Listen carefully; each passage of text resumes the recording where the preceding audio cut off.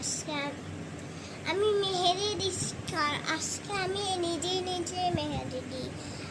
আজকে তো আমি মেহেদি দেওয়া শিখিয়ে দিই।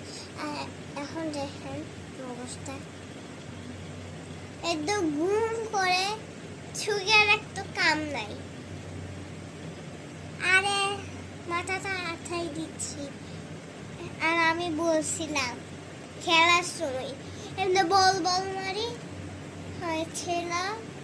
তারপরে শেষ এই গল্পটা শুনবেন, ভূতের গল্প, তাহলে আমরা অনেক ভয় পেয়ে জানবে। আমি রাক্ষসের গল্প করব।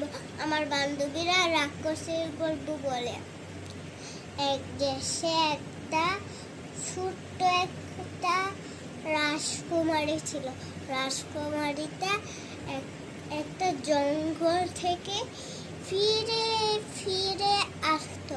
তারপরে একটা ওষুধ নিতে চায়। তারপরে অনেক এত অন্ধকার। তারপর এই মেয়েটা আরেক মেয়েটা একটা ভূতের মুভি দেখতে যাচ্ছে। মুভির মুখী দেখো আর ভূতটা আসলে, আর ভূতটা কি বললো, এই তুই কি আমার থেকে মোবাইল নিবি? আচ্ছা থাক, এবারের মতন তোকে এখন ছেড়ে দিব না। ছেড়ে দিলে আগে যদি মোবাইল রাখিস।